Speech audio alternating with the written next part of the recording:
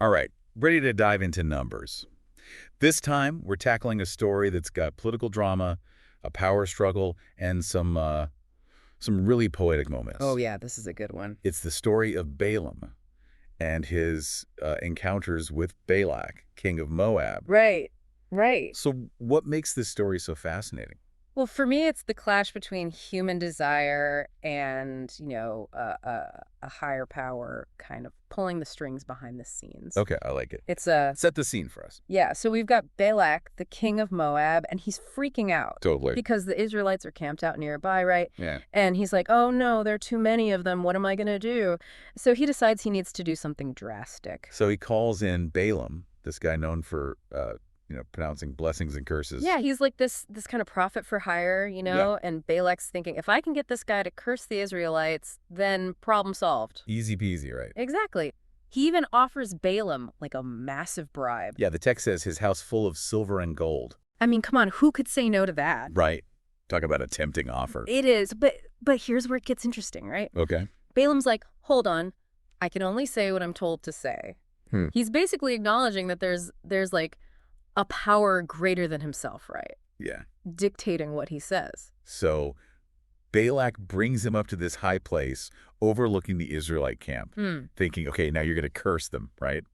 Yeah, Balak thinks he's got it all figured out, Yeah. but every time Balaam tries to curse them, out come blessings. I love it. It's wild. It's like some unseen force is just hijacking his speech. It is. It's described as the Spirit of God coming upon him. Right? And the language he uses to describe Israel, oh man, it's beautiful. It is. He talks about them being like spread forth like these lush valleys, gardens by the river's side, trees of line aloes planted by God. Yep. Cedar trees beside the water. It's not just a simple blessing. It's like this whole poetic vision. Exactly, of like abundance and strength. So I'm guessing Balak's not too happy about this whole situation. No, he's fuming. Yeah. He keeps taking Balaam to different spots, hoping for a different result, but it's the same thing every time. Blessings on blessings on blessings. Exactly. It's like, dude, give it up. The whole thing just highlights how pointless it is to try to manipulate, like, spiritual forces Oh, yeah, totally. for your own personal gain. Like, Balak wants to control everything to bend the spiritual realm to his will, but it just doesn't work that way. Right. He's got to face the reality that there are powers at play that he can't control. And Balaam, even with all that silver and gold waving in his face, ultimately chooses to submit to that higher power. He does, and because of that, he ends up uttering some of the most beautiful and enduring blessings in Scripture. It's not just blessings, though, right? Yeah. There's also this element of prophecy, You got it. a glimpse into Israel's future. Yeah, Balaam starts talking about their destiny, like it extends way beyond their current situation. He says this really cryptic line about a star out of Jacob and a scepter rising from Israel. So we've got blessings, we've got glimpses into this future full of promise, and meanwhile, Balak's over there like, what is happening? Yeah, he is not happy. But Balaam doesn't stop there. No, he doesn't. He goes on to pronounce judgments on Israel's enemies. Moab, Edom, Amalek, anyone who opposes them. Oh. It's like this cosmic scorecard, you know? Right. God's favor on one side and judgment on the other. So we've got blessings, prophecies, and warnings all packed into this one story. Yep. But before we get too lost in the ancient world, I'm curious, what do you think all of this means for us today? Ooh, that's a great question. And we'll dive into that right after the break. So we left off with Balaam, blessing Israel and pronouncing judgments on their enemies. Yeah, all while Balak's just like pulling his hair out. Totally. And it makes you think, like, what can we actually learn from all this? Is it just an ancient story, or is there something more? It's tempting to just dismiss it as, something that happened a long time ago. Right. But honestly, I think there's some timeless wisdom in there. Okay, I'm all ears. What really gets me is the reminder that there are forces at work in the world, things that are bigger than our own little desires and ambitions. Oh, yeah. Balak tried so hard to manipulate those forces to get what he wanted. Right, to get Balaam to curse Israel. Exactly. But in the end, it just backfired. Totally. Like, he thought he could control everything, Yeah. but he learned the hard way that some things are just beyond our control. It's so easy to get caught up in our own little worlds. It is. To think we can, like, orchestrate everything to go our way. And this story, it just challenges that whole idea, you know? Right. It's like there's this bigger picture, Yeah, this grand narrative that we're all a part of. whether we realize it or not. Exactly. And that narrative includes like both the good and the bad, right? Absolutely. It's not all sunshine and roses. Yeah. The judgments on Israel's enemies, Yeah. that's a pretty stark reminder It is. that our choices have consequences. Oh, yeah, for sure. Like, if you choose to oppose what's good and right, it's not going to end well. Yeah, there's a kind of cosmic balance, you know? Right. You reap what you sow. It's a sobering thought, but it's also like a call to action. Totally. Makes you think about your own choices, Yeah. the consequences they might have. For yourself and for the people around you. So how do we even know which path to choose? That's the million-dollar question, right? It is. But I think the story of Balaam gives us some hints. Okay, like what? Well, remember how he said he could only speak what he was told to speak? Yeah. There's this sense of him submitting to something bigger than himself, you know? Acknowledging that he's not the ultimate source of truth. So it's about listening for that inner voice. Yeah. That sense of guidance. Exactly. But it takes practice, you know? It does. You got to quiet the noise in your own head, all those desires and ego trips. Right. And tune into something deeper. Easier said than done, though. It is. Especially in today's world. Oh, yeah, with all the distractions and everything. But you're saying it's worth the effort. I think so, yeah. What's the payoff? Well, for one thing, it brings peace. Peace. Yeah, a sense of alignment.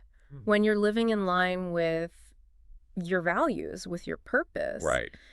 There's a kind of harmony that comes with that. I can see that.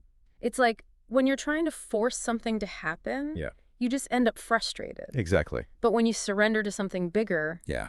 things just flow. So surrendering to a higher purpose, it brings peace, it brings alignment. What else? And it brings meaning, you know? Let's think The fulfillment. Yeah, like you're contributing to something bigger than yourself. Right. Using your gifts to make a positive impact. I think we all have that desire, you know, We do. to make a To difference. leave the world a little better. And the story of Balaam, in a way, it's about tapping into that potential. It's about recognizing that we're not just these isolated individuals Yeah. striving for our own selfish goals. There's something more. Right, we're part of something much grander. And we each have a role to play in that. It's a beautiful thought, It is. but also kind of daunting, you know? Indeed, yeah. Like, where do we even begin? I think it starts with awareness. Awareness. Yeah, of yourself and of the world around you. Okay. Paying attention to those moments when you feel a pull towards something meaningful. Those little nudges, those sparks of passion, Exactly. And then having the courage to follow them.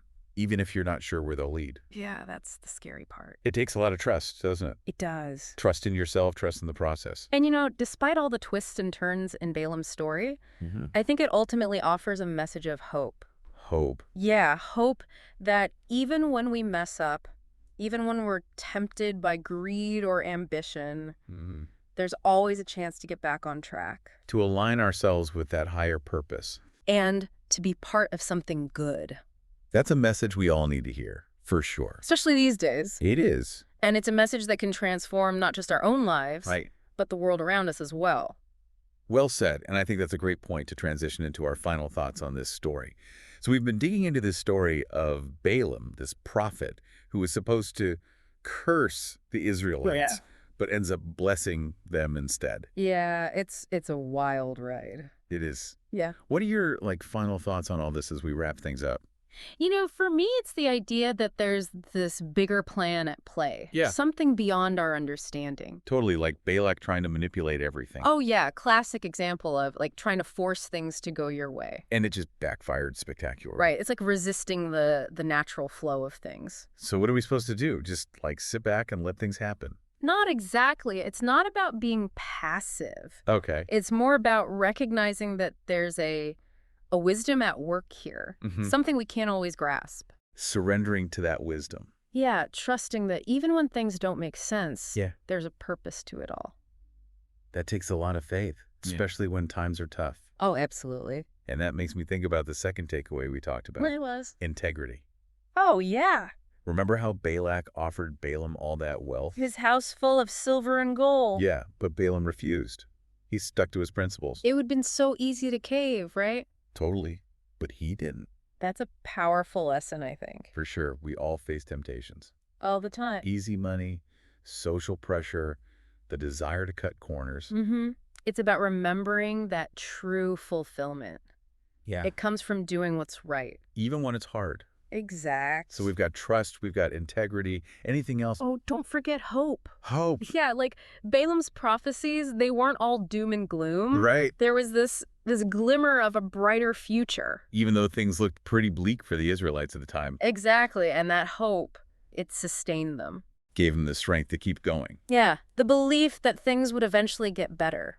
So even when it feels like the world's falling apart. There's always reason to hope.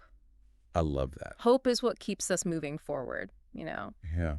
It's the fuel for creating a better world. It's the belief that things can and will get better. Even in the darkest of times. So, from those unexpected blessings to the prophecies and warnings, this story's got some serious wisdom for us. Timeless wisdom, really? It's a reminder to trust in that bigger plan. Right. To stay true to our values. Even when things get tough.